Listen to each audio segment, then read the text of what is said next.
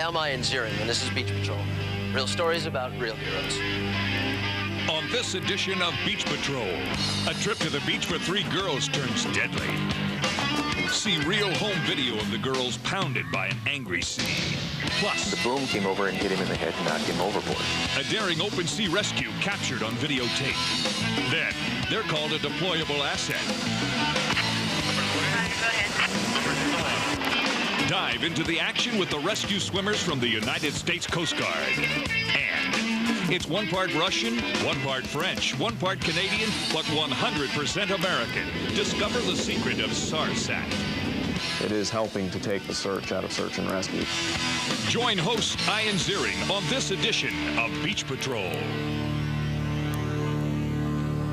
Kirk Lightbourne is an 82-year-old man who had always dreamed of sailing to Hawaii by himself.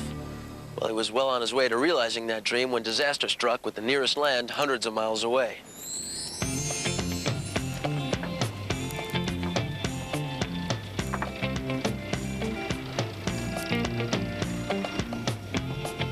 On November 15th, 1995, Kirk Lightbourne set sail on a dream voyage, riding the wind from San Diego, California to Hilo, Hawaii, alone.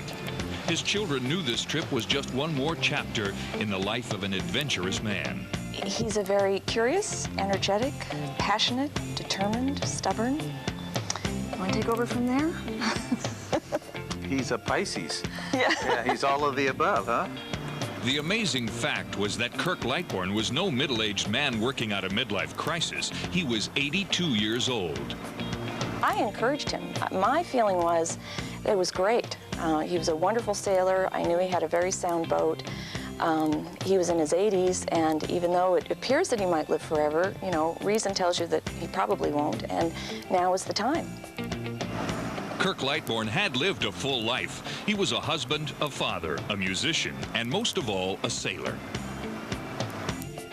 He's been on his own since he was about 13 years old, and so he has 3 loves in his life. One is the sea, the second is probably music, and third is his family. I don't know what order you want to put them in.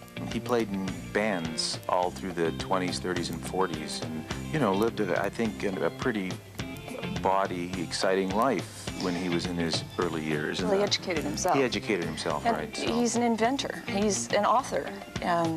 You know, there's no stopping him.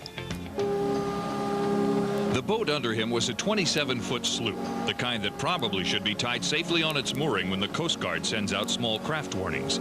But Lightbourne was about to sail it across 2,500 miles of open sea.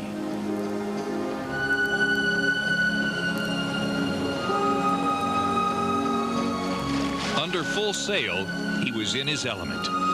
He had plenty of electronic gear aboard, but 3 days out, his radio began to fail.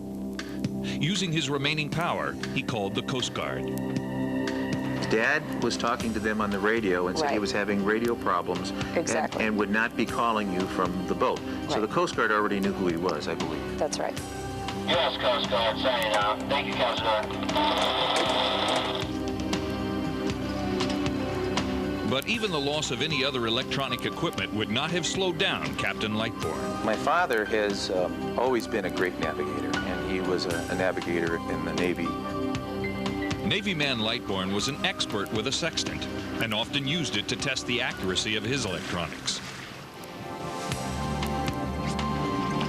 About 1,000 miles from California, a storm loomed on the horizon. On top of his foul weather gear, he wore a harness that tethered him to his boat. On the boat is a self-steering device. It's called a wind vane. He got into a storm. As the storm progressed, he was getting ready to lower the sails because it was getting too much for him. Ironically, at this point in time, his wind vane broke. So he was forced to steer the boat. And he was sitting at the helm for almost 3 days straight. 3 days and nights under full sail. And finally, he said, I'm in trouble here because I'm exhausted. In spite of being exhausted, he decided to try and lower his sails. And he did that. He did manage to get the sails down. But at the last moment, as he was getting back into the cockpit of the boat, something happened. And the boat went up a big swell, and the boom came over and hit him in the head and knocked him overboard.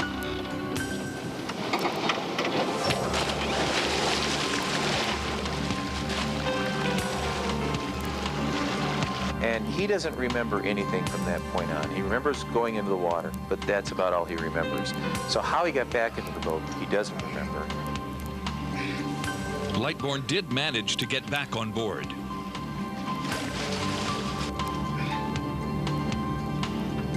No one is sure what happened next.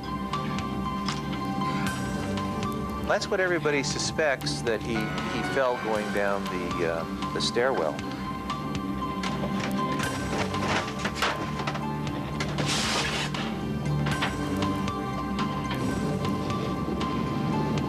Master Mariner Kirk Lightbourne, 82 years old, was unconscious 1,000 miles at sea.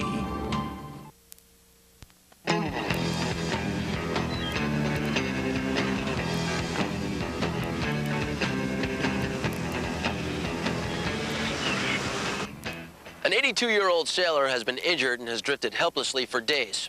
Help has arrived, but his condition is unknown. The nearest hospital is 3 days away.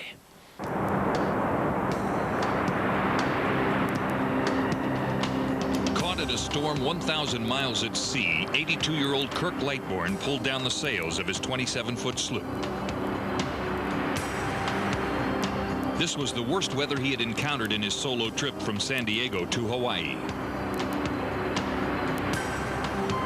While he was trying to secure his rigging, the trade winds turned gusty, and Lightbourne got the worst of it.